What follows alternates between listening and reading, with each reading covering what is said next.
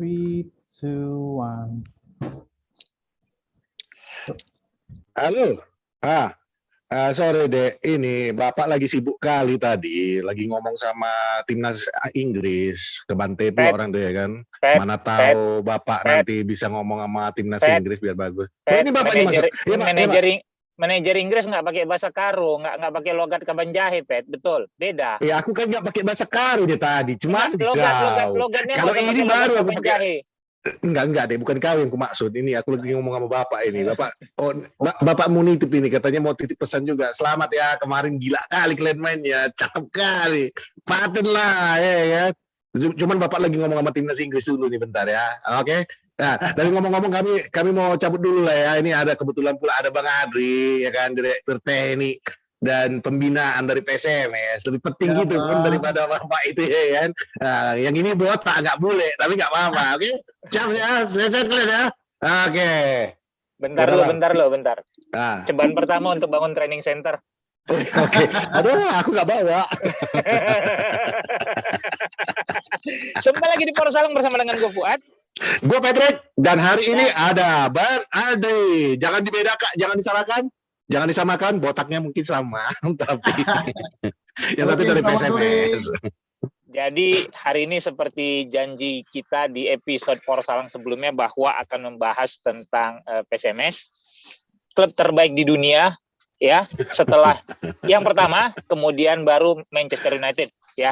Jelas itu udah, gitu. Satu-satunya klub di Indonesia yang pertandingan di finalnya itu rekor penonton tahun 85. Ya, lawan Persib. Hari ini kita kedatangan Bang Andri Maher Matondang.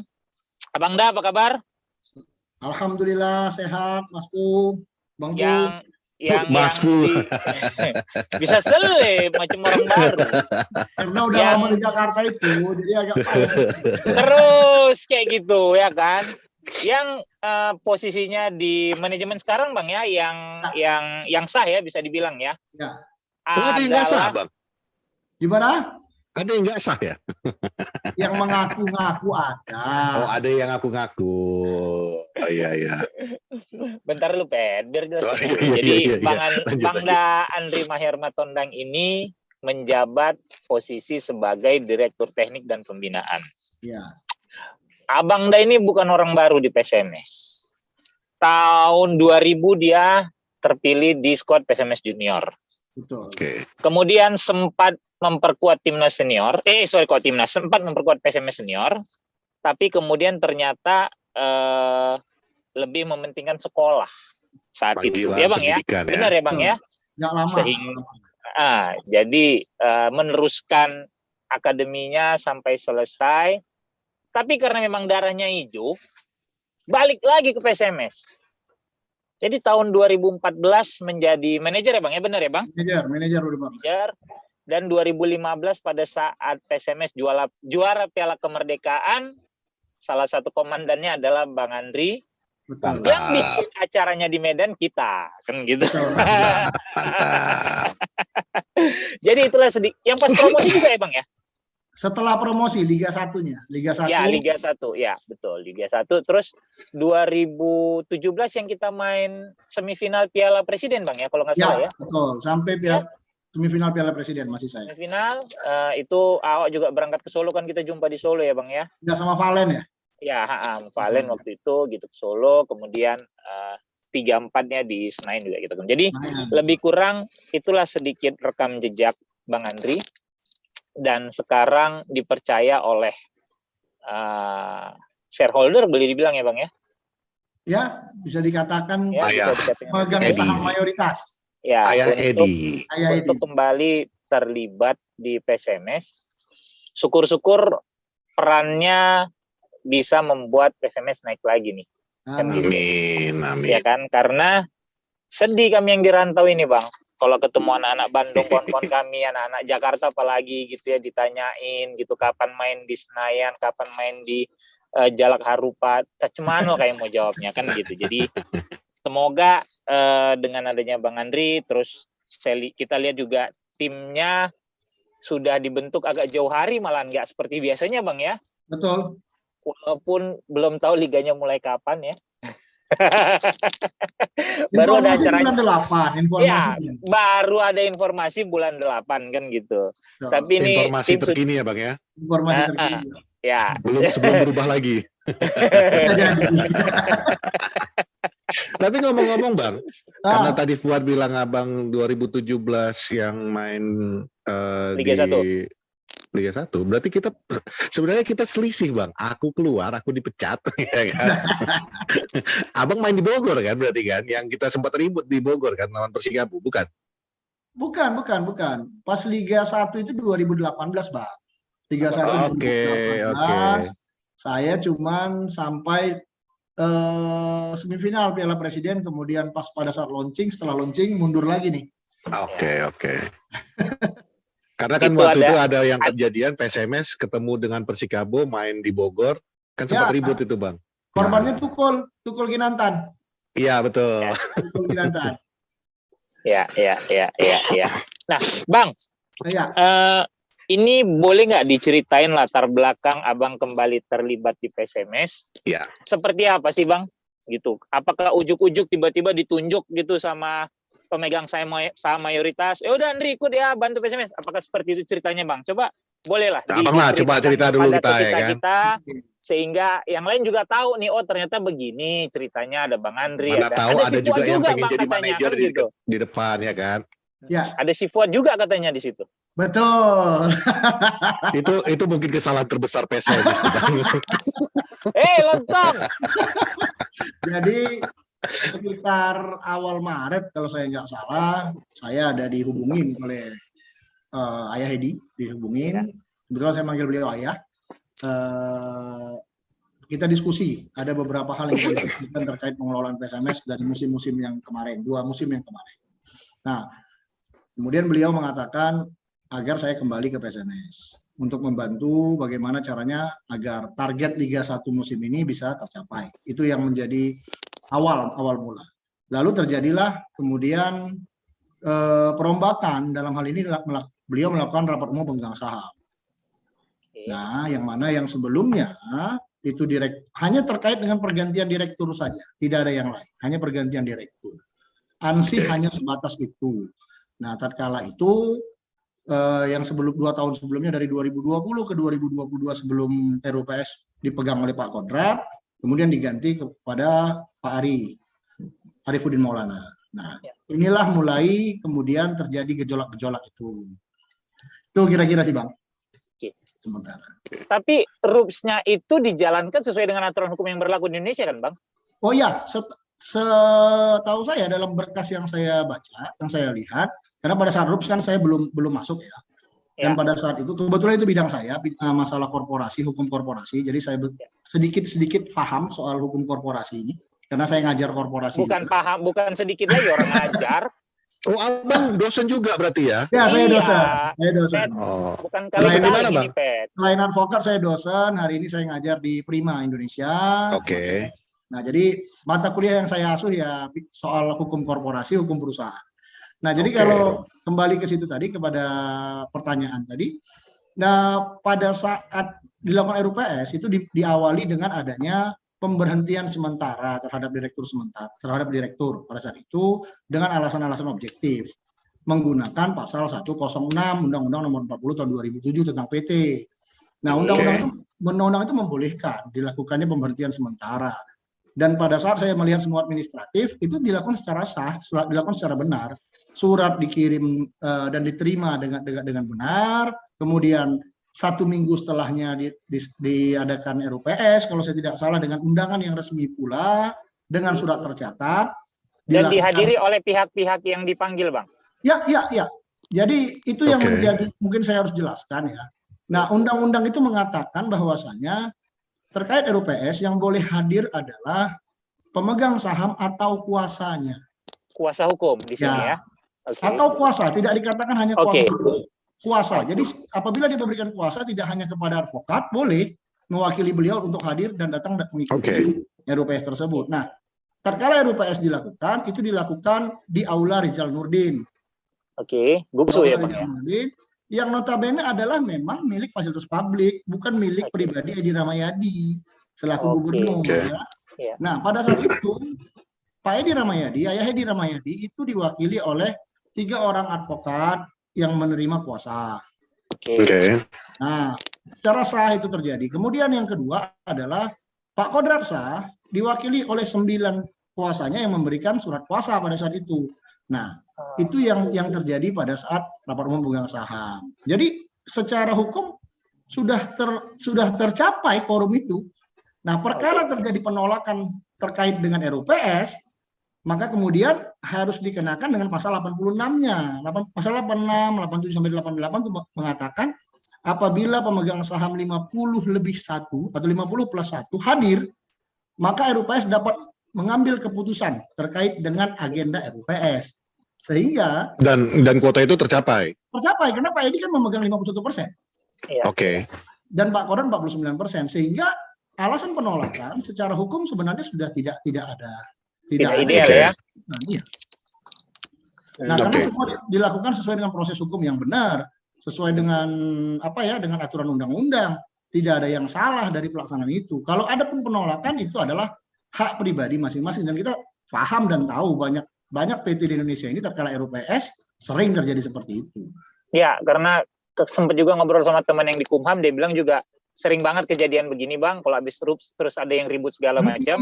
Tapi kalau memang lu ribut dan lu yakin apa yang lu ributkan, maka lu harusnya ke petun. Pengadilan, benar. Betul kan? Benar. Harusnya ke petun kan untuk mendaftarkan gugatan lagi. Betul. Boleh dia menguji terkait dengan keputusan atau basicing daripada pemerintah, dalam hal ini Kementerian Hukum dan HAM yang menerbitkan SK Kumhamnya, atau meminta kepada pengadilan perdata terkait dengan apa-apa pelanggaran yang terjadi. Nah, per hari ini tidak ada gugatan apapun yang dimasukkan. Nah, yang ada itu hanya masalah bahasa-bahasa di media. Bahasa-bahasa di media ini tidak sah, ini tidak sah, ini tidak sah. Kita bukan hakim yang bisa mengatakan ini sah atau tidak sah. Sudah ada jalur dan sudah ada aturan yang berlaku di situ. Kalau memang tidak puas dengan hasil suatu keputusan atau basicing dari pemerintah, ada tata usaha negara. Kemudian kalau dianggap ada perbuatan melawan hukum, ada peradilan perdata. Silakan di situ. Begitu kira-kira. Jadi kita ngikutin alur hukum yang sudah disediakan oleh pemerintah, begitu ya Bang ya? Oleh undang-undang. Undang-undang. Oke. Undang-undang. Jadi aku mau nanya Bang, jadi perihal jadi ibarat kata kalau memang benar dan yakin ada pelanggaran, ya silahkan dilanjutkan gitu ya Bang ya. Benar. Benar ya begitu ya. Benar. Tapi ternyata kan yang kita lihat berkembang belakangan cuma apa ya? Kalau kita orang Medan bilang recok-recok sedikit aja kali gitu Bang ya. Ya, recok-recok, kemudian kalau saya sih di teman-teman kantor mengatakan media opinion lah yang selalu dikembang-kembangkan. Nah, itu menggiring opini massa melalui media ya. Ya, alhamdulillah sejauh ini teman-teman supporter, para stakeholder PSMS itu sudah paham bahwa itu tadi sebenarnya aku mau nanya Bang, kalau itu kan Abang menjelaskan ini secara dari sisi undang-undangnya ya. Bang? Apakah teman-teman yang dari Ayam Kinantan, apa semuanya yang supporter PSMS sendiri, apakah mereka memahami apa yang terjadi di dalam tubuh organisasi klub yang mereka cintai ini? Baik, para supporter, saya tidak mengatakan semua kelompok supporter, para supporter yang datang lalu berdiskusi sama saya, berdiskusi sama teman-teman yang ada di PT Kinantan Medan Indonesia. Lantas kita berikan bukti yang ada, kita tunjukkan aturan undang-undangnya. Nah, lalu lantas mereka paham dan benar-benar mengatakan hal itu. Apalagi kalau kita bicara soal PSMS Medan Fans Club. PSMS Medan Fans Club ini rata-rata itu ketua dan sekretarisnya juga advokat. Jadi mereka paham itu. Iya, jadi mereka paham itu. Jadi makanya kalau kita lihat hari ini kan tidak ada sebenarnya yang dari teman-teman supporter itu yang meributin terkait dengan RUPS itu. Yang ada adalah terkait dengan kenapa ribut-ribut lagi, itu saja. Ya, betul. Itu yang kita baca yang berkembang di sosial media sih. Jadi dua hal yang berbeda. Ya. Nah, ini pertanyaan yang berikutnya Bang. Tadi kan kita ngomongin masalah yang berarti kan yang secara sah yang adalah 51% ini, yang dimana dalam hal ini adalah Ayah Edi ya, Pak ya, Bang ya. Oh, bukan yang sah itu, Pet. Yang sah itu hasil kemarin RUPS-nya. RUPS-nya itu maksudnya aku. Nggak, maksudnya kan dari secara keseluruhannya juga berarti bisa saya ambil gambaran bahwa yang sah itu yang di bawah manajemen yang sekarang inilah ya Bang ya. Ya, yang dipimpin oleh Bang Arifudin Maulana. Dipimpin oleh, ya oke. Nah, kemarin sempat ngobrol-ngobrol sama teman saya yang kebetulan juga orang dalamnya PSMS, asisten manajer kalau nggak salah. Ada terkait Lontong. Mempuat. Pokoknya aku nggak tahu namanya, aku nggak ingat namanya, ya, pokoknya orangnya bewokan lah. Ya Bang, Tuhan, hilangkanlah ingatannya beneran, amin. Jadi ada sebuah kejadian yang menurut saya udah pernah juga, udah sering lah terjadi ini di sepak bola Indonesia ya. Ketika kongres kemarin itu ada nama yang sebenarnya tidak ada dalam manajemen sah bisa ikut masuk. Nah itu secara sanksi hukumnya apakah ada atau apakah ada tindak lanjutan dari pengurus yang sah secara undang-undang ini untuk menindaklanjuti apa yang terjadi ini, karena ini kan ibaratnya kongres itu salah satu titik penting ya untuk sebuah klub di awal permulaan sebuah kompetisi gitu. Karena kita akan membahas semua regulasi, peraturan, scheduling apa semua. Nah ini bagaimana Bang? Jadi saya mulai bahwasanya setelah RUPS kita sudah sampaikan kepada PSSI terkait dengan perubahan struktural kepengurusan, lalu semua organisatoris termasuk tadi itu asisten manajer juga masuk ke dalam laporan itu. Nah, yang akhirnya kemudian ada beberapa XXF PSSI yang teman-teman kita bilang sama saya, Bang, lu bawa dia masuk ke dalam hutan. Itu sudah disampaikan tuh. Saya sebut aja namanya Viola atau ngobrol begitu kemarin. Dia telepon saya pribadi untuk membahas itu. Nah, kemudian setelah lapor pemberitahuan itu kita sampaikan, kalau saya tidak salah di 26 Maret atau April ya, itu kita sudah mendapatkan surat undangan untuk mengikuti kongres. Saya lupa tanggal pastinya, tapi kita sebegitu nggak lama kita masukkan, itu langsung ada undangan. Yang pasti itu di Ramadan. Mungkin asisten manajer PSMS juga paham itu dan tahu itu, karena dapat itu. Nah, setelah itu kemudian tiba-tiba dan lantas kita lanjutkan dengan pendaftaran dua orang delegasi dari PSMS Medan sesuai dengan hasil yang diberikan mandat oleh Dirut, direktur kita saat ini Pak Arifudin Maulana. Itu diberikan mandat awalnya kepada diri beliau pribadi dan kepada Bang Mulyadi Simatupang selaku manajer PSMS. Berjalanlah itu kemudian sampai dengan 30, itu kongres 30 Mei ya, 30 Mei sampai dengan tanggal 2 penutupan itu kita belum mendapatkan pengesahan. Belum mendapatkan pengesahan. Dan kita juga terus memantau dari sistem siap yang disiapkan PSSI sebagai satu-satunya sarana untuk melakukan pendaftaran ikut menggunakan kongres. Tidak ada nama lain yang terdaftar selain yang 2 delegasi yang kita masukkan sebagai calon atau orang yang mewakili PSMS untuk kongres tanggal 30 Mei kemarin. Nah, di 29 malam pukul 20.20 kalau saya nggak salah, saya kemudian ditelepon oleh Bang Mulyadi. Bang Mulyadi kemudian mengatakan sudah ada orang yang mengambil kuotanya PSMS. Yang mengatasnamakan PSMS, mengambil kuota PSMS untuk menjadi peserta kongres. Itu yang terjadi kemarin. Nah, tatkala kita cek di sistem siap, kita melihat ternyata orang-orang ini mendaftarkan dirinya itu setelah penutupan. Pendaftaran. Dan yang lebih lebih mirisnya, kita didaftarkan melalui akunnya PSSI, bukan melalui sistem siap. Berarti dia tidak mendaftarkan dirinya sendiri, tapi melalui melobi orang yang di dalam tubuh PSSI gitu Bang ya? Akunnya begitu. Dan hari ini sudah menjadi bukti ya, kita udah dan tanggal 3 lalu kita memang tidak bisa masuk ke dalam kongres karena hal tersebut. Lalu terhadap 2 orang yang mengaku utusan PSMS ini, yang satu mengaku sebagai sekretaris umum, yang satu mengaku sebagai pengurus PSMS. Nah, yang notabene pada saat di kepengurusan tahun ini tidak ada yang namanya sekum, tidak ada yang namanya pengurus. Kita murni benar-benar hanya membaginya dalam sistem direksi dan manajemen. Artinya manajemen di bawah manajer, lalu direksi kami di bawah Bang Arifudin Maulana. Nah, itu yang ada. Nah, terkait dengan hal itu kemudian ada diadakan rapat oleh Pak Dirut dan tim Direktur Hukum, lalu mengambil keputusan ini adalah merupakan hal yang tidak boleh dibiarkan. Ini memalsukan kondisi, memalsukan keterangan, membuat keterangan palsu yang seolah-olah dia adalah merupakan pengurus PSMS sehingga bisa mengambil kuota PSMS untuk ikut dalam kongres. Nah, pada tanggal 31 Mei-nya itu Direktur Hukum langsung membuat laporan kepolisian ke Polda Sumatera Utara. Nah, kalau saya nggak salah juga di hari Jumat kemarin itu sudah ada panggilan atau undangan klarifikasi dari Polda kepada 2 orang yang mengatasnamakan PSMS tersebut, lalu mereka tidak hadir.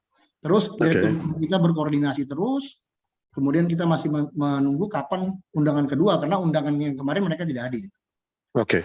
Itu kira-kira, Bang. Berarti kalau misalnya... Pada saat kemarin Pak Mul dan Direktur Hukumnya Mas Bambang ya Bang ya? Mas Bambang Abimayu. Udah di sana, terus tidak bisa diterima oleh PSSI, kan sempat ada koordinasi nggak sih Bang sama PSSI menanyakan kenapa mereka tidak bisa diterima?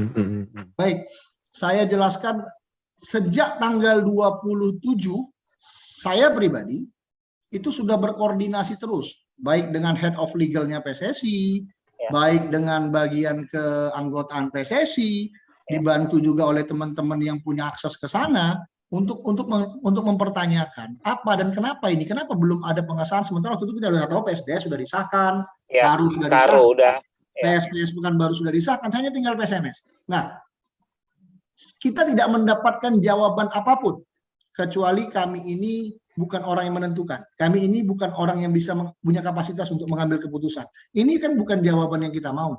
Sampailah di tanggal 30, Bang Mol dengan Direktur Hukum kita itu langsung mencoba bertanya dengan panitia yang ada di sana, tapi ya semuanya selalu menghindar sampai akhirnya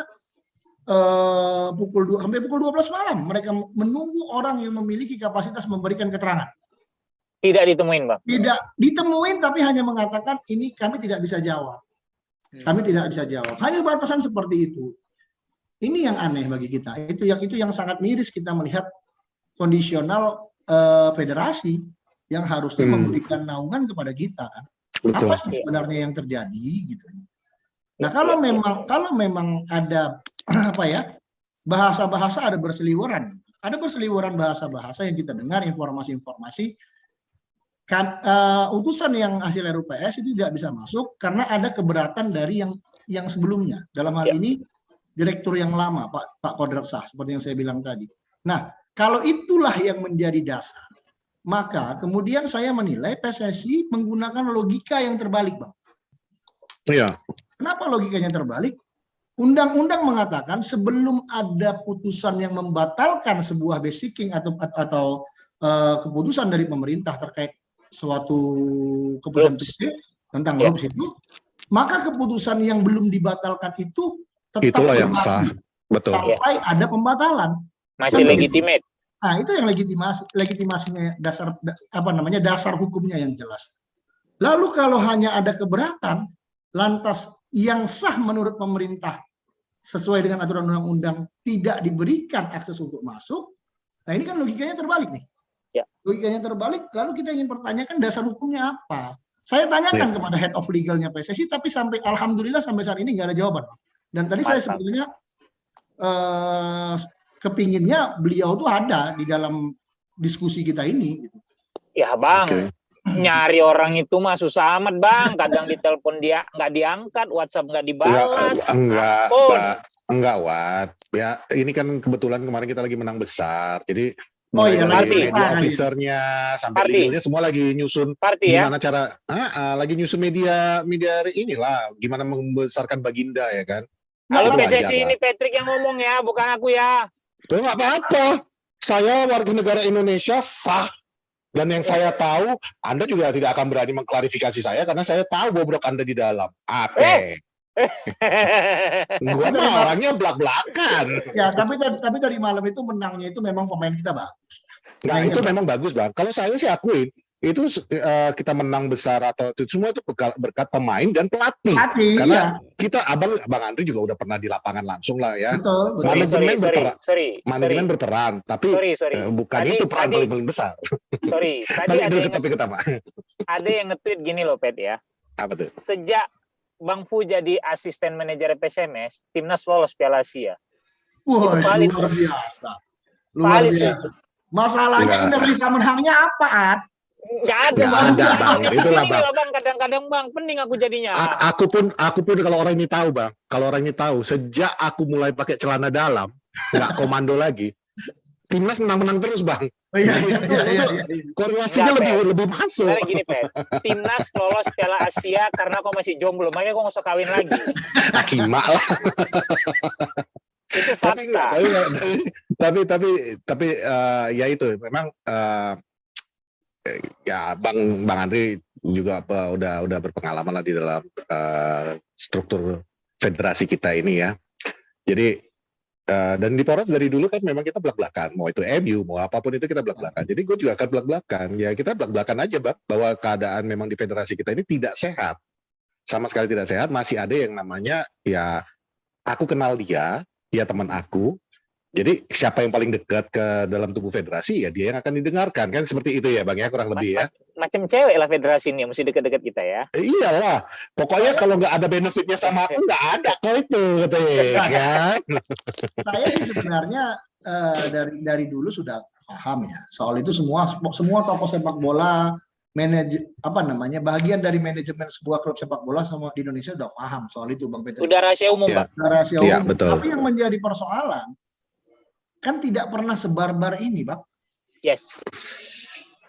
Iya kan? Ya, Ya. kurang lebih ya, betul. Legitimasinya itu jelas. Artinya Betul. kalau dasar hukumnya jelas, maka itu yang pasti akan diperjuangkan. Tapi kalau Betul. ini kan memang luar biasa. Makanya kita protesnya. Semalam kita udah layangkan surat ke PSSI mohon klarifikasi dan tanggapan. Kita sudah sampaikan itu. Nah, Belum ada respon ya? belum. Saya belum dapat laporan dari admin terkait dengan pengiriman 2 surat kita. Yang pertama ditandatangani oleh Pak Dirut, yang kedua ditandatangani oleh Direktur Hukum, yang satu ditujukan kepada Ketua Umum, yang satu ditujukan kepada Sekjen. Oke. Tujuannya agar bisa mendapatkan jawaban yang manapun boleh menjawab. Kira-kira Ya. gimana? At Betul. least kita tidak digantung. Kita tahu nih kenapa, kan gitu. Jadi next step-nya apa yang mau dilakukan oleh PSMS itu lebih jelas ya, Bang ya. Iya. Karena Digantung masalahnya itu sakit, Bang. Apalagi di Iya. posting ya kan. artinya pada saat kondisi seperti ini kita sangat merasa dirugikan pastilah, karena kita sudah persiapan tim, Iya, sudah betul. melakukan segala macam dan kita betul-betul total untuk tahun ini. Ya kita berharap agar bisa membuka mata teman-teman di PSSI ini loh, kita memang benar-benar ini. Kita nggak main-main kali ini, gitu loh. Kita memang punya harapan untuk menuntaskan apa yang belum selesai setelah 2018 kemarin. Oke. Dahaga. Terus masuk 8 besar tapi nggak bisa masuk Liga 1. Nah, ini yang kita mau mencoba. Mudah-mudahan bisa terjadi dan mudah-mudahan itu bisa bisa dinilai niat baik itu oleh PSSI sendiri. Sama supporter yang mesti nilai sih, Bang, itu sebenarnya. Ya, juga, supporter gitu. Karena mereka tahu. ya, terkait dengan yang saya tahu, semalam saya dikirimin berita dari beberapa teman media tanpa sepengetahuan kita, teman-teman supporter juga membuat pengaduan masyarakat ke Polda Sumatera Utara. Oh ya? Oke. Ya. Membuat Oke. pengaduan masyarakat ke Polda Sumatera Utara terkait dengan hal yang sama dengan yang kita adukan. Ya betul. Bahkan- Itu sebenarnya penting banget, Bang, karena balik lagi supporter ini kan pengennya melihat klub kesayangannya ini kembali di Liga 1 dan mengambil sebuah prestasi kan seperti itu ya, Bang ya. Benar. Dengan keadaan seperti saat ini kan berarti udah 2 ego individual. Ya. Saya bisa bilang individual lah, Bang, ya jatuhnya ini ya. Udah individu yang berego, gimana caranya supaya punya posisi di dalam tubuh klub ini biar terlihat di masyarakat tanpa memikirkan bahwa ini akan merugikan klub itu sendiri dengan adanya goncang-gancing ini, seperti itu, Bang. Ya kalau dikatakan 2 ego, saya bukan membela Pak Edi dalam hal ini, tidak. Oke. Sejak 2015, sejak berdirinya PT Kinanta Medan Indonesia, ini kan murni beliau terus.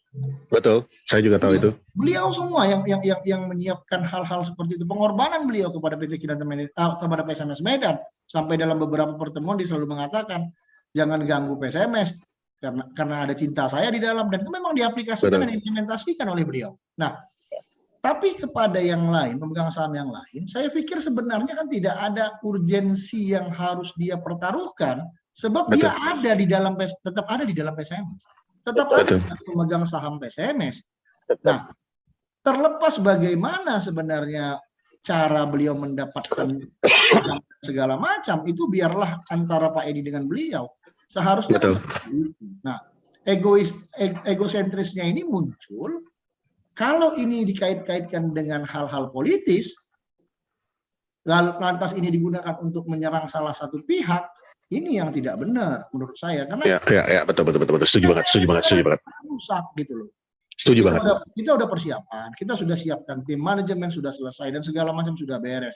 Nah, sementara terkait dengan pengakuan dan pengukuhan apa yang dia katakan, kita belum melihat ada tim kok yang lain selain PSMS yang ada di Malang saat ini. Oke. Artinya tidak ada dualisme sebenarnya. Tidak ada which is aneh juga ya Bang ya. Kalau misalnya di dalam kongres itu mau diperdebatkan masalah kongres itu, sekarang ini yang lagi di Malang yang lagi bertanding kemarin hasil 0-0 satu sama itu adalah PSMS yang seharusnya berada di dalam ruang kongres. Ya, benar. Jadi ini udah jadi makin aneh bin ajaib jadinya kesannya. Federasi makin terpojok. Kenapa lu memberikan orang yang menyatakan dari kubu satu lagi lah misalnya ya saya katakan. Sementara tim yang lu anggap sah bermain justru tim yang lu nggak izinin masuk ke dalam ruang kongres. Iya. Jadi aneh banget jadinya kok jadi. Dan saya menjawab ada bahasa itu kemarin di media saya baca. Kami bisa saja buat tim, kami bisa saja tunjuk pelatih dan segala macam. Persoalannya kemudian saya mau tanya, Anda mau pakai PT apa? Yes. Untuk mengatasnamakan PSMS itu mau menggunakan Kinanta Medan Indonesia. RUPSnya udah selesai, secara hukum udah beres. Iya. Betul. Untuk mendaftar ke PSSI pakai apa? Itu loh kira-kira. Jadi betul. Logika hukumnya itu yang harusnya teman-teman ini, ayolah sama-sama kita duduk apa kira-kira yang kau mau kan gitu.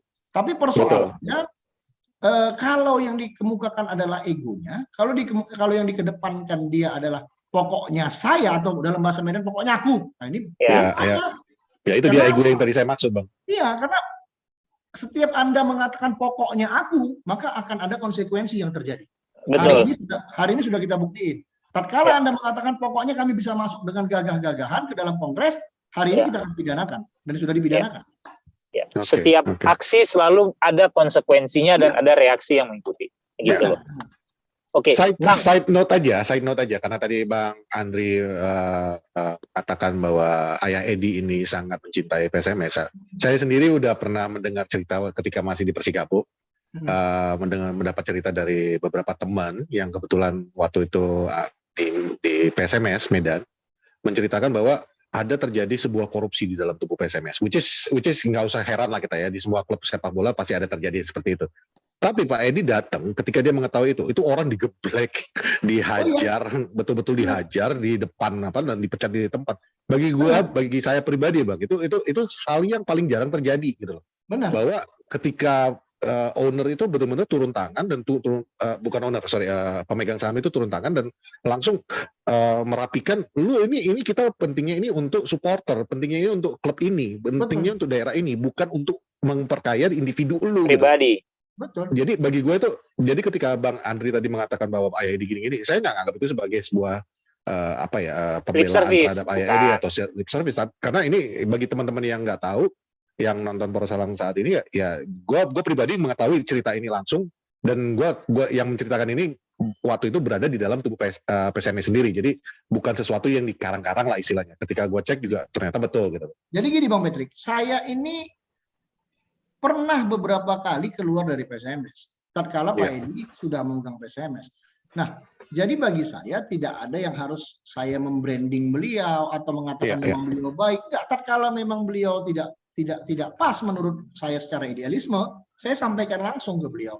2018 habis Piala Presiden, ya alhamdulillah waktu 2018 itu kita sukses sampai semifinal. Tim yang baru promosi langsung semifinal ya.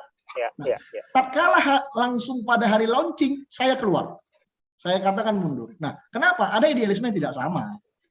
Sampaikan itu. Nah, begitu juga tatkala habis 2 Piala Kemerdekaan, Bang Fuad tahu itu, beliau pada saat itu perwakilan dari salah satu promotor Kementerian. Yang ditunjuk kementerian untuk mengadakan Piala Kemerdekaan. Selesai Piala Kemerdekaan, lantas beliau meminjam pemain untuk mengikut PSTNI dan tidak sesuai dengan idealisme saya, PSMS berganti dengan PSTNI, saya keluar, Bang. Makanya saya katakan terkait dengan ini, benar memang seperti itu kondisinya. Pak Edi datang di 2015, kalau saya nggak salah itu di bulan Februari ke PSMS. Tatkala itu saya telah tidak lagi menjadi manajer. 2014 tuh selesai, kemudian ada fase Januari sampai dengan Maret itu kosong tuh PSMS. Dan pemain yang makan pop mie itu kalau masih Iya. Ingat banget. Ribu enggak? Waktu kalau saya nggak salah penjaga gawangnya masih itu pelawak sekarang tuh Oki Rengga tuh. Oki Rengga. Nomor ketiga. Makanya waktu saat itu masih dia penjaga gawangnya. Nah, makanya Pak Edi datang ambil alih. Anak-anak dalam kondisi yang benar-benar terpuruk. Makan nasi dengan pop mie pada saat itu. Siapa yang mau peduli? Yeah. Itu sih yang terjadi. Saya pikir. Jadi, saya nggak harus membranding Pak Edi karena beliau memang sudah merupakan tokoh top di Indonesia saat ini. Yeah. Dan saya tahu sampai hari ini 5 tahun ya. Oh, jadi gubernur ini udah 4 tahun nih. 4 tahun jadi gubernur. Ini karena udah mau kampanye makanya ribut-ribut. Enggak juga dari beliau mulai terpilih sampai sekarang tetap konsisten kok. Betul. Tetap konsisten gitu. Betul. Malah yang satu lagi harus kita pertanyakan. Gitu sih kira-kira. Bang, mau nanya sedikit. Dengan sedikit ada riak-riak gitu ya, sedikit ada gelombang-gelombang gitu, ada pengaruh nggak sih Bang sama tim? Sejauh ini kita tidak melihat terlampau signifikan. Pengaruh pasti ada, tapi tidak signifikan. Makanya kita segala program tetap kita jalankan. Program training camp ke Jawa Timur untuk mencari lawan-lawan tanding yang lebih itu kita lakukan. Jadi terkait dengan apakah ada efek dari ribut-ribut ini, ada pastilah. Tapi persoalannya tidak signifikan. Ngomong-ngomong training camp perlu donasi nggak PSMS, Bang? Enggak kan ya? Bisa sanggup sendiri lah ya. Ada gila apa kau ya? Enggak. Maksudnya kan nggak perlu minta dari supporter untuk ini kan, Pak? Oh, alhamdulillah. Makanya saya bilang, masih bisa lah, Bang ya. Alhamdulillah, kali ini memang susunan pengurusan masih berjalan on the track. Direktur marketing bisa melakukan hal yang benar sehingga kita dapat bisa menghidupi di training camp sana. Betul. Asisten manajer bisa mewakili manajer di pusat. Nah, ini artinya pengembangan tugas yang memang alhamdulillah saya melihat teman-teman semakin lama semakin profesional dalam mengelola, tapi harus pelan-pelan memang tidak bisa. Betul, Bang. 100%. Semua butuh proses. Dari sesuatu yang memang benar-benar berat, yang ini ada duit, ini ada pelatih, ini ada pemain, udah main deh. Sampai sekarang kita sudah melakukan hal-hal yang pelan-pelan lebih sistematis. Iya, sistematis lah dan komprehensif. Tapi memang masih banyak lah harus perbaikan dan diskusi-diskusi kelanjutannya. Itu sih, Bang. Bang, kenapa sih milih Putu Gede, Bang? Kenapa milih Putu Gede? Artinya ini kan kemarin dari hasil diskusi. Bukan hanya keputusan Andri Mahyar sendiri, bukan keputusan Arifudin Maulana sendiri, Mulyadi Simatupang atau Mas Fuad sendiri, tidak. Tatkala itu ada rapat direksi dan kalau saya nggak salah di Ramadan Mas Fuad juga terlibat di Zoom ya, Mas. Tatkala kita diskusi itu. Jadi benar-benar ada plus dan minus dari beberapa pelatih yang diajukan. Nah, Mas Fuad kan hari ini dan Bang Patrick dan teman-teman yang lain juga sudah berapa lama Anda tidak melihat karakter PSMS bermain? Bukan rap-rap dalam tanda kutip nunjang-nunjang orang ya, Bang. Itu sudah habis masanya. Itu udah nggak lagi, Bang. Orangnya nggak pakai lewat, udah nggak pakai lagi, Bang. Itu udah habis masanya. Masanya Bang Sahari Gultom, masanya Bang Aulia Siregar terakhir dengan model rap-rap seperti itu sudah habis lah. Nah, hari ini yang maksud saya itu adalah sudah berapa lama Anda tidak melihat permainan pendek merapat dengan sistem pressing yang begitu tinggi dari PSMS. Nah, kita kemarin melihat tatkala beberapa tim yang dipegang Putu ada kesamaan karakter itu. Hanya bedanya Putu lebih mengedepankan pressing yang tingkat tinggi, lalu PSMS yang dulu dengan keras permainannya. Jadi hari ini yang namanya rap-rap itu sudah beralih. Dari yang main tunjang-tunjang, hari ini kita lebih kepada pressure tinggi. Gitu loh. Saya pikir begitu, Bang. Makanya pemilihannya kemarin begitu. Itu alasannya sih. Oke, dengan Abang mengandalkan sekarang. Tunggu, Pet. Oke. Karena Go. menurut aku juga Bang, karakternya Putu Gede kan juga keras Bang. Oh iya, gelandang Ya bertahan. kan? Gelandang Dia bertahan. Jadi rasaku memang ya balik tadi kan. Kalau kita cerita rap zaman dulu sampai ya zaman terakhir orang Bang Aul kali ya kita cerita Iya. gitu ya. Kalau mundur ke belakang kan jauh banget tuh orang Bang Juanda segala macam. Nah, mungkin kerasnya tetap ada dari diri karena kan terkadang tim itu kan bermain sesuai dengan sesuai dengan kepribadian pelatih kali kalau bisa dibilang gitu ya. Betul. Ya kan? Jadi kerasnya tetap ada cuma dibalut yang Dengan pressing tadi, high pressing. Sepak bola yang lebih modern lah saat ini kan Benar. gitu. Tapi memang ya kerasnya tidak boleh hilang kan gitu. Itulah Ya. wujudnya kan ada di Putu Gede kalau menurut aku dulu dia termasuk gelandang yang lugas gitu loh. Yang keras gitu. Itu akan muncul apabila pressure tingkat tinggi itu sudah menjadi bakat, menjadi habit ya, kebiasaan dalam sebuah tim. Tatkala PSMS main di teladan, nantinya kalau memang tetap dengan sistem home away, PSMS main di teladan dengan sistem high pressing itu dan teriakan penonton dengan rap itu pasti bakal ribut. Itu rindu kali Bang. Rindu kali itu Bang, betul. Itu sih saya bilang. Tatkala dulu di 2007 final 2007 yang final itu ya kan Freddy Muli keras rapnya itu muncul tatkala diteriaki penonton. Nah, diingetin kasarnya. Iya, tapi memang sudah memiliki habit bahwasanya kita main bolanya dengan high pressing. 2015 Bang Harto pegang bersama-sama dengan saya. Itu juga dengan high pressing. Jadi PSMS itu akan berhasil kalau memang memiliki high pressing. Nah, nggak ada ceritanya kalau seandainya tidak ada high pressing dalam sepak bola Indonesia kita bisa meraih prestasi. Nggak bisa. Nggak bisa cuma stylish ya Bang ya. Iya nggak bisa. Kenapa kalau kita misalnya mau cerita hari ini anak-anak yang ada di PSMS sudah hampir ada 11 atau sampai 12 orang ya yang menjadi anak-anak yang berasal dari Medan. Dari Sumatera Utara. Pelan-pelan itu kita buat kembali. Marwah lokalnya nggak boleh hilang Bang. Iya, benar. Itu yang menjadi menjadi stressing kita hari ini. Pelan-pelan memang. Itu sih saya rasa. Nah, kembali tadi Abang kan bilang bahwa PSMS untuk sekarang dan kedepannya ini akan menggunakan high pressing ya, dengan sistem high pressing yang mau diubah lah. Tetap ada kerasnya, tapi kita mengandalkan high pressing. Nah, di dalam kondisi high pressing ini kan itu nggak bisa dipisahkan dari stamina yang harus sangat-sangat baik, sangat tinggi untuk melakukan high pressing dalam sebuah pertandingan. Apalagi kalau itu mau dijalankan secara konsisten secara 90 menit. Bang, boleh izin sebentar angkat telepon? Silakan, Bang. Gitu, Pet. Agak hilang memang rap-rapnya udah lama ini. Pening awak liatnya. Nggak bisa. Makanya kalau mau mengubah sebuah sistem itu udah wajar lah ya, namanya sebuah perkembangan sebuah klub itu lu pasti harus mengubah sebuah sistem permainan. Nggak, kalau mainnya kayak gitu-gitu terus ya otomatis lu akan dengan gampang dilibas. Iya. Cuman yang tadi nanti yang kita akan tanyakan ke Bang Adi juga adalah gue pengen tahu apakah pemain-pemain yang untuk menjalankan high pressing ini sudah kapasitasnya udah cukup nggak untuk itu? Sudah cukup nggak itu ya? Apakah pemain-pemain yang ada di PSMS saat ini sudah memadai nggak Bang Andri kira-kira untuk menjalankan sistem high pressing yang diharapkan oleh pelatih? Dan mungkin agak lebih teknis nih pertanyaannya, dan juga mungkin supaya teman-teman yang di luar sana juga lebih mengetahui lebih banyak tentang apa yang terjadi dalam sebuah tim sepak bola. Ketika kita ngomong masalah high pressing, otomatis itu stamina tinggi yang saya bilang tadi kan.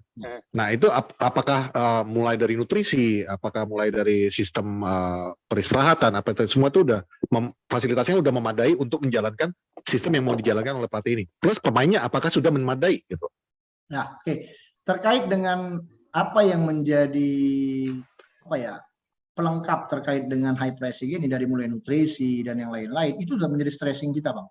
Jadi dari mulai hari ini, dari mulai makanan, kemudian vitamin mereka, susu mereka, itu sudah menjadi hal yang menjadi stressing kita. Bahkan dalam beberapa pertemuan itu kepada manajemen itu kita tetap kontrol, Bang. tetap kontrol. Oke. Bahkan saya tidak ragu-ragu terkala kalau saya pulang malam dari kebun bunga, saya lihat dulu juga. Kira-kira makan Makannya apa nih? Makan Ya. apa nih? Itu selalu saya Kenapa ini lakukan. malam? Makan Iya. malamnya apa nih? Nah, itu yang menjadi ini ya, menjadi titik tolak. Concernnya ya. Nah, ini terus telepon dari Polda soalnya, bentar ya Bang. Oh ya silakan Bang. Aduh. Ya takutnya ya kan Wak, udah dikasih program nutrisi yang benar dari klub, ya kan? Ini anak Medan ini Wak, di Medan ini. Lapar bertebaran ya kan? Enggak. Jajannya mie rebus, kamu geleng orang itu ntar malam. Takutnya Wak ya Makan kan? nasi Dia goreng di makan mie 2000. rebus. Iya kan? Kalau Awas, yang non muslim dia tahu-tahu udah dilapo aja dia ya Santai kan? dia ke padang bulan nanti. Artinya Terus Bang, lanjut, terkait Bang. artinya terkait dengan nutrisi, terkait dengan kewajiban kita memberikan hal-hal sebagaimana yang menjadi standar itu sudah kita lakukan. Nah, Oke. kemarin saya sempat diskusi dan nanya, ini kapan nih pelatih fisik Anda baru mulai datang? Nah, Udah untuk diresmikan kan Bang? sudah, alhamdulillah sudah. 3 hari sebelum berangkat ke Malang itu ke Jawa Timur itu sudah langsung melekat ya kemarin. Oke. Karena kan ada 1 bulan dia hanya latihan soal taktikal, belum sampai kepada stamina, fisik. Oke. Nah, memang ada beberapa metode lah. Ada metode yang dari awal dia habiskan fisiknya lalu baru Iya, taktikal. Betul. iya. Itu ini mengambil sistem yang dia taktikal dulu, pengenalan bagaimana karakter main dia, lalu baru dia fisik habis. Kemarin Iya. sebelum berangkat itu juga kita sempat training camp kan di Brastagi ya. Iya, Oke. Brastagi. Jadi ini concernnya sekarang sudah mulai masuk kepada stamina. Sudah Oke. masuk kepada stamina. Nah, tatkala kemarin sebelum ke Brastagi kita sudah coba itu kemarin deep testnya, VO2 max-nya anak-anak itu rata-rata 50-an semua. Lu bagus dong. Iya, makanya. Iya. Dan yang ngetes itu adalah mantan pelatih fisiknya PSMS yang juga dosen di Unimed kan, Dr. Ardi Nusri. Iya. Nah, beliau secara objektif kita minta tolong agar melihat di mana kekurangan dan segala macam. Bahkan terkait Supardi Nasir yang kemudian sudah terlampau tua, kemudian Yono, VO2 max-nya masih seputaran itu. Nah, Oke. ini Bang, Hmm. yang mau ditanya sedikit. Kan kemarin sempat ada beberapa kawan di sini bilang, udah macam AC Milan PSMS kau katanya gitu. Yang diambil pemain-pemain tua katanya gitu kan, Majang gitu. Aku bilang gini Bang, kalian nggak bisa bikin rendang kalau pakai kelapa muda. Iya kan Bang? Betul kan Bang? Oke. Nah, kenapa yang dipilih itu kayak Supardi akhirnya pulang kampung ya? Kemudian ada 2 pemain, Bustomi sama Arif Suyono. Ya kan? Ini 2 juga bukan, bisa dibilang langganan timnas nih dulu gitu. Cuma kan memang usia sudah tidak muda gitu. Apa sih alasan manajemen mengontrak mereka Bang untuk bermain untuk PSMS? Oke. Kita coba bedah satu-satu. Pardi, Bustomi, kemudian Arif Suyono. Hanya 3 orang yang usianya itu di atas 35. 35-an ya, 3 orang. Nah, sekarang coba kita pikirkan, kemudian Anda lihat nggak berapa banyak pemain muda yang ada di PSMS hari ini? Yes. Nah, betul. Jangan dilihat, udah tua nih Pardi. Pardi tua, tapi bekas Persib Bandung. Tahun semalam masih di Persib Bandung. Masih main? Masih. Dan kita sudah lihat itu semua tentang bagaimana track record dia selama 1 tahun semalam. Kemudian Bustomi masih di Persija, Bos. Ya. Nah, kalau mau cerita soal yang tua-tua, kenapa nggak dibilang Persija kemarin? Ada Bustomi, ada Maman Abdurrahman, siapa lagi sih yang tua-tua di situ? Iya. Nah, bahkan Rans masih ada Eloko. Masih ada Eloko, ada Hamka Hamzah. Hamka itu kalau saya nggak salah lebih tua dari saya umurnya, Bang Wan. Iya. Kalau nggak salah saya lebih tua dari saya. Nah, tapi saat konsistensi beliau menjaga stamina, menjaga fisikalnya, kita lihat hari ini bagaimana Bustomi bisa menjadi maestronya, perlahan-lahan menjadi pengayom adik-adik di tengah yang muda-muda. Di situ ada Kevin, ya kan, ex Karo tuh Kevin. Ya. Kemudian ada Reki, ada Ica umur 16-17 tahun. Ya. Nah, jadi kombinasi ini yang kita harapkan. Memang kalau kita turun langsung dengan tim yang muda hari ini secara total, kejadiannya adalah sebagaimana musim lalu. Ya. Tidak ada leadership, Bang. Nggak ada leadership, nggak ada pengalaman, nggak ada pembinaan di dalamnya jadinya. Iya, macam MU aja juga kan rata-rata di atas ya di Miguel. Bang, jangan dibawa-bawa, Bang. Bang, jangan dibawa-bawa. Udah, Pet. Ah, kalau mau gue MU kayak gini. Udah selesai interviewnya kan? Tenang. Emosi. Terus. Jadi yang diharapkan itu adalah pengalaman mereka ya Bang ya. Ya, Sama leadership. mental bertanding yang bisa ditularkan ke adik-adik Nah, sehingga bisa semakin solid ya Bang ya. Ya. Jadi bukan tanpa alasan ya. Zlatan masih bisa main di usia segitu dan Benar. juara itu Milan. Benar. Gitu. Ya, karena jatuhnya mereka sudah mengalami apa hal-hal yang misalnya ketinggalan 1-2 atau 2-0 di menit 40 atau 60, mereka bisa mengangkat mental pemain-pemain muda ini yang mungkin belum punya pengalaman ketika udah kalah 2-0 udah down gitu loh. Ya. Benar. Jadi satu hal lagi yang paling menarik nih di dalam apa ya, kondisi hari ini misalnya. Kondisi hari ini mirip macam PSMS 2015 Bang Fu. Oh iya. Itu aku ingat ada di mana Legimin, Wije, pada saat Wije, itu kan. Tambun. Tapi yang muda-muda ada Tambun. Ya, itu Tambun Ada- masih main prestasi lah. Itu Iya. masih ada Legimin, ada Wije. Nah, Betul, ada Wije, Legimin. Nah, yang menjadi persoalan kan kemudian bukan persoalan ya, menjadi titik tolaknya adalah tatkala itu ini anak-anak sangat benar-benar concern terkait dengan masalah masalah ibadah. Nah, hari ini juga sama dengan masuknya Pardi, Beng Okto, Keceng. Itu hal yang merupakan suatu hal yang saya lihat ya, bagaimana kalau yang muslimi tetap berjamaah ke Masjid Jami itu, selalu Oh Masjid iya, Jami. Masjid Kebun Bunga. Padahal di mes tuh ada. Nah, kemudian yang Ada. Kristen macam Sandeni itu tetap dengan teman-temannya kebaktian tiap minggu itu pada jam-jam tertentu, jam-jam yang memang untuk kebaktian, dan mereka selalu melakukan itu. Dan ini bagus bagi saya dengan adanya itu. Jadi Ini nanya nggak siap-siap bentar. Halo Bang. jadi kekompakannya itu dijaga dari sekarang, Pet. Oh iya, jelas. Dengan figur-figur senior macam Supardi, Bustomi, Keceng itu kan ya abang-abangan ya, apalagi Supardi Ya, bisa iya, dibilang iya. abang-abangan PSMS sendiri gitu kan, dia angkat nama dulu kan di PSMS, Betul. dia di kanan, Di- Mahyadi di kiri gitu ya. Iya. Gitu. Di luar juga masalah di lapangan mereka itu pengalaman bertandingnya apa semua, mereka juga bisa kurang lebih menularkan bagaimana sih sikap seorang pemain profesional yang seharusnya gitu loh. Betul. Sehingga lu bisa Seperti- bertahan lama. Betul, Karena nggak betul. gampang loh. Tidak Iya, gampang karena lu bisa bertahan lama.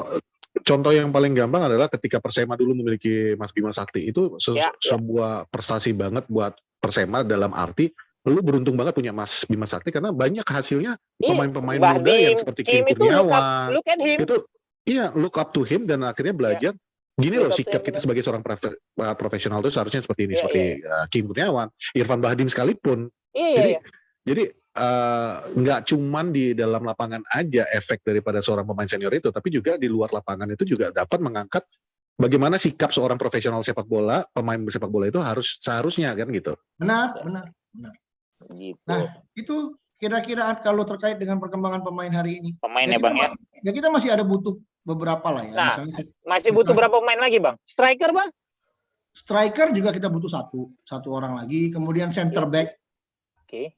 Nah, kemudian kalau semalam saya lihat, kalau dari berangkat saya belum lihat ya apakah sudah bergabung tuh penjaga gawang di sana yang kita inginkan atau belum. Saya belum Coba pantau. Oki Rengga lagi Bang. Oki Rengga kalau masih main saya mau, cuman udah kebanyakan jadi artis Bang. Iya gitu ya. Kayaknya bentol-bentolnya juga kita nggak tahu. Enggak, aku yang aku takutin Bang. Kalau Oki Rengga balik lagi ke PSMS Bang. Ya kan, aku takutnya nanti salah orang-orang. Disangkanya abang. Jadi gini, Oki itu salah satu kiper yang saya sangat sayang. Ya oke. Salah satu kiper yang saya sangat sayang. Nah, sayangnya juga otaknya agak kurang. Jadi terkait sama Oki Bang, ada sebuah cerita lucu dulu. Jadi waktu aku di Persikabo, di setengah musim kan kita ancur-ancuran tuh. Betul. Jadi kita dan waktu itu ada eksodus lah, beberapa pemain itu eksodus karena tidak bisa ketemu dengan manajemen keinginan mereka. Jadi di setengah musim, abang bayangkan, aku tiba-tiba tinggal 12 pemain bang. Jadi kan setengah musim bang, setengah musim tinggal 12 pemain, apa nggak pusing pala bang? Mau pecah kepala manajer itu begitu? Oh iya, pecah kali bang. Jadi aku belanja pemain lah ya. Dan salah satu kiper yang waktu itu aku pengen bawa, ya dulu center back-nya aku itu ada Irfan, ya, Arema Malang, dan dia sempat lama di Medan juga tinggalnya. Orang Medan itu sebenarnya. Irfan Irfan Gulit. Jadi Irfan waktu itu kebetulan dekat banget sama Oki. Jadi dia bilang, udah bang, ini kawanku aja. Ini dia karirnya mau beralih pula dia jadi stand up nih bang. Daripada dia jadi stand up, bagaimana kita bawa ke Persikabo lah kan. Cuman ya detik-detik terakhir mungkin manajemen kurang situ eye to eye dengan aku pengen bawa Oki, manajemen pengen bawa yang lain, ya udah akhirnya kita bawa yang lain. Untungnya bang nggak aku bawa dia ke Persikabo ya kan, jadi sekarang jadi artis lah dia. Enggak, kalau secara permainan, saya kebetulan kan juga penjaga gawang bang, dia juga penjaga gawang pada saat main, jadi saya tahu kan. Oki itu salah satu penjaga gawang yang luar biasa menurut saya. Kenapa? Dia habis buat blunder, mentalnya bisa balik dalam waktu. Balik lagi. Iya. Ya karena itu bang, agak kurang. Jadi ya, itu tadi. Nah kalau terkait dengan permainan ya. Nah, hari ini kita sulit mendapatkan penjagaan. Tapi alhamdulillah lah ada Rohim ya. Ada Rohim yang kemarin menjadi bintang lah beberapa musim dan saya harap bisa terus terasa dan enggak. Kemudian ini ada kiper baru, kiper masih muda, anak PPLP, tinggi badan 182. Oke. Kemarin juga kalau saya nengok dari CV-nya itu salah satu penjaga gawang timnas untuk usia berapa gitu. Yang ke Sweden atau ke Kroasia kemarin itu, saya nggak salah. Habdi Ilyasa, umur baru 17 atau 18 tahun. Ini kiper-kiper masa depan. Ya, apalagi kan PSMS kan terkenal dari dulu sebagai gudang kiper, Bang. Gudang kiper. Ya, 87 91 itu kita dapat emas SEA Games kipernya dari Medan loh. Oh ya. Itu untuk mengingatkan kalian aja nih. 91 Edi Harto itu kan sama ya Ponirin 87. Edi Harto itu kan suratin sama mendiang Om Riki dulu bang. Ya, Bang Riki, Bang Jo, Taufik Azari, Saiful Ramadan. Om Ai, Saiful Ramadan betul. Itu jadi, yang satu tim dibawa ke Arseto Solo itu. Iya. Jadi dari Ponirin, Edi Harto, Hermansyah ya bang ya. Ya. Hermansyah juga kemudian naik ke Aris Rinaldi, Bang Uco, Sari Gultom. Jadi PSMS itu adalah tim yang terkenal memiliki tradisi kiper-kiper yang bagus gitu. Jadi semoga itu tidak putus gitu. Apalagi sekarang direktur tekniknya juga bekas kiper kan gitu. Harusnya kan. Tapi gue terakhir kali ketemu Persema ketemu PSMS ketemunya sama Marcus Horizon, Pak. Marcus juga gitu loh, timnas gitu ya. Jadi kebobolan 4 dia tadi. Gitu. Jadi kan bisa itu.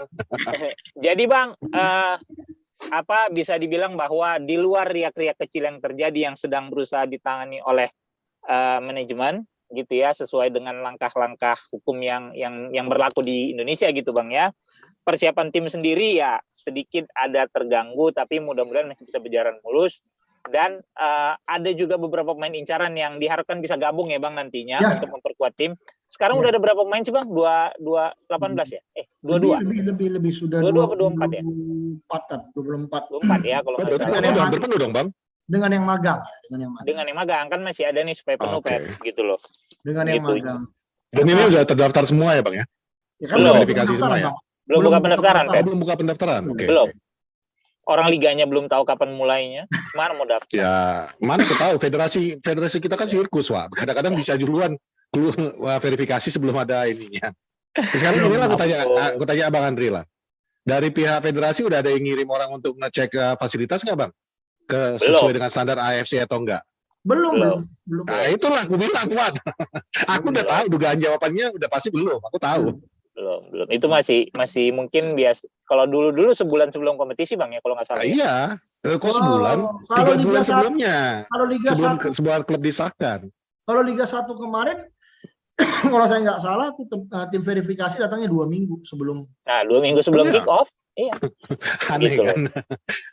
Dan di luar ya pening lah kita nyiapinnya. Dan di luar apapun lampunya masih belum ininya sebelum ini. Nah, iya, kelengkapan stadion itu penting. Makanya bagi yang sebenarnya yang seharusnya terjadi adalah 3 bulan sebelum sebuah kompetisi berjalan. Betul. Dari pihak daripada federasi itu harus menjalankan sesuai standar AFC, mulai dari stadion, kapasitas, lampu stadion, ukuran lapangan, kondisi lapangan, rumput, apa semua sintetis atau tidak, itu semuanya harus sudah didaftarkan. Makanya gue bilang tadi, ketika verifikasi belum, liga belum jalan, ya gue gak heran, makanya gue tanya aja tadi. Ya, mana tahu ada sesuatu yang aneh ya kan? Pada saat itu kan memang mendadak semua ya. kalau kita bicara teladan pada saat 2018 itu kan, Lampu.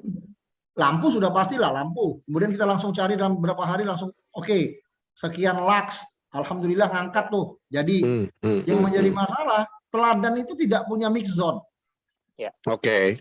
Nah, terpaksa kita alihkan kan ruang masuknya pemain. Dari samping tuh kalau Abang Bang Patrick sama Mas Buat pasti tahu lah, dari Koni kan. Kemudian dari yang dekat bekas Mes Deli Putra itu. Mes Deli Putra. Ya, dari situ terpaksa kita buat karena tidak ada jalan lain, harus dari situ teladan. Karena nggak mungkin dari depan kan masuknya gitu loh. Iya, karena campur sama penonton, bukan campur penonton gitu. Yang di depan itu ruang press conference. Terakhir aku main di PSMS, Bang, bawa Persema tahun 2013 kalau nggak salah, 2013 sampai 2014 aku bawa main ke Teladan kan. Ruang ganti away, aku nggak tahu. Mudah-mudahan sih udah pastilah udah ya. Sudah diperbaiki. Waktu kami masuk, Bang. Luar biasa. Lampu, Bang. Nggak pakai lampu. Betul. Di atas, cahaya matahari langsung turun. Betul. Nah, jadi yang paling lucu, Bang, dikasih lah sama LO-nya PSMS untuk Persema waktu itu kan, dikasih, Bang, ini kunci pintu untuk ruang ganti Abang kan. Kami bilang, buat apa kok kasih kunci pintu? Penonton bisa turun dari atas ke bawah. Jadi memang teladan pada saat 2013-2014 itu memang parah ya. Sampai 2015 saja pada saat kita Piala Kemerdekaan itu. Pemain nggak harus pemanasan di lapangan, pemanasannya di ruang ganti aja udah panas, Bang. Iya, panas. Nah, tapi kemudian alhamdulillah kita lihat kondisi hari ini sudah semakin baik, Oke. Mantap. Nah, walaupun memang belum sebagaimana stadion-stadion di Jawa ya. Ya itu dia kan proses kan, Bang, proses menuju yang terbaik daripada PSMS kan gitu. Ya, itu dia. Itu sih kalau itu. Oke, menarik ya PT ya. Menarik Jadi banget. Patrick sih sekalian curhat Bang ini Bang tadi itu, tahu kali aku. Ya, ada kawan ini dia pikir. Iya curhat banget. Ada kawan ini kan gitu sekalian. Ya, curhat lah ya kan. Kebetulan Jadi, orang PSMS di sini kan, ngapain lagi Wak bisa curhat? Di luar apapun yang sedang terjadi secara non teknis, fokus tim moga-moga tidak terganggu Bang ya. Karena targetnya memang Liga 1 harga mati ya kita kalau nggak salah ya. Oh iya, targetnya seperti itu. Mudah-mudahan bisa tercapai, Bang. Mudahan ya. Karena udah bisa lah, Bang. Harus bisa lah. Anak Medan nih mana ada itu salah ya. Kalau misalnya kita mau bawa dari Manchester United sebelum zaman 5 tahun terakhir ini ya, Bang ya. Harusnya sebelum 90 menit Pluit mengakhiri pertandingan, seharusnya nggak ada kata menyerah kan gitu. Istilahnya yaitu rap. Hajar aja, mau namanya 2-0 apa berapa, hajar aja dulu. Kita nggak tahu, MU aja bisa menang dari 1-0 ketinggalan menit 93 sama 94. Sejarah gitu. Terus kata netizen anjing. Nggak apa-apa, aku guru sejarah, nggak apa-apa. Kalau ada sekolah kalian butuh guru sejarah, aku sedia. Ya. Ya mudah-mudahan Bang, mudah-mudahan segala hal terkait dengan hal yang kita khawatirkan hari ini bisa segera selesai. Contohnya, amin.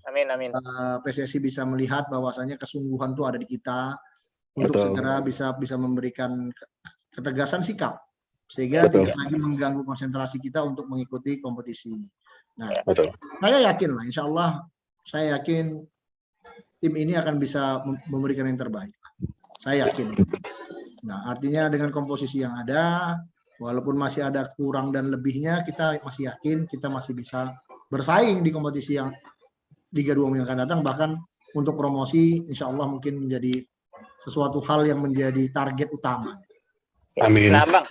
Ini terakhir Bang. Oke. Kalau dibagi 2 wilayah, kira-kira rival terberat di wilayah kita tuh siapa Bang? Kalau saya melihat dengan beberapa komposisi hari ini mungkin PSPS Pekanbaru. Oke. PSPS Pekanbaru, Karo United juga. Karo United, PSDS. Kawan awak di situ Bang. Kalau Karo United itu kan gimana ya Bang ya? Kita paham dan tahu tuh satu gerbong tuh Bang. Satu gerbong dia di situ. Kalak Kare Bang, kalak Kare. Karo juga punya potensi yang sama gitu kan. Karo, PSDS dengan materi-materi pemain. Ya. Apa ya? Semangat juangnya luar biasa semua tuh. Nah, saya lebih khawatir kepada yang 3 ini. Oke. Kalau Itu United, PSDS dan PSPS Pekanbaru. Itu yang sangat Oke. perlu diperhatikan menurut versi Bang Andri Mahyar Matonda. Sorry. Pak, aku tahu tadi Bang Fuad bilang tadi ini terakhir Bang Andri. Cuman karena tadi Abang menyebut Karo United, aku jadi sempat kepikiran ini Bang. Kalau PSDS oke lah udah ada basis supporternya sendiri kan gitu ya. Mereka juga bukan PSMS PSDS kan gitu. Tapi Ya. kalau yang Karo United ini aku tahu banget bahwa mereka juga pendukung PSMS, tapi ketika ada Karo United juga mereka mendukung Karo gitu loh. Ya, Khususnya orang Karo, khususnya lagi Bang ya. betul. Jadi ini gimana nih Bang antara Abang gimana menarik perhatian ini yang mereka lagi mendukung Karo United, tapi juga pendukung PSMS sebenarnya kan gitu. Ya akan menjadi sesuatu hal yang asik tuh pada saat nanti Karo United kabarnya kan akan menggunakan Teladan juga sebagai home base. Betul. Nah, ada beberapa teman-teman ya, kita sebut aja bahwasanya di PFC, di kelompok supporter itu ada Ucok Palembang. Ya. Itu Karo kan, kemudian Ya. Patang juga Tarigan, lalu Ruan, Evin Sembiring. Ini kan bos-bosnya atau orang-orang topnya PFC ini. Orang-orang. Saya udah mau duluan. Kalau mau jadi panglima laskarnya di apa istilahnya supporter Karo itu dari sekarang kasih tahu biar kita keluarin langsung. Kena mob dulu ya kan. Mau duluan, Bang. Jadi Tapi Bang, Abang mau ngemop kayak manapun Bang, Abang bilang. tetap Kasih tahu nggak dulu ini. bisa. Ujung-ujungnya nanti datang kilanya bibi ya kan. Kau masih mau pakai marga kalau di belakang gue tuh katanya. Nah, makanya ya tapi kita punya kedekatan lah dengan teman-teman Karo. Ya. Mudah-mudahan nggak ada masalah. Ya. Oke, ada pesan terakhir Bang buat penonton Porsalang ataupun pendukung PSMS sekalian, karena kan jujur di Medan Porsalang ini banyak kali penontonnya Bang, ada 40 jutaan. Wih, luar biasa. Ini Padang Bulan aja Bang, Padang Bulan aja udah ada 65 Bang. 65 juta. 65 juta. Nah, dia bilang 40 jutaan, aku bilang di Padang Bulan aja 65 ya kan. Jadi kalau mau tahu juga penduduk Medan ini berapa orang?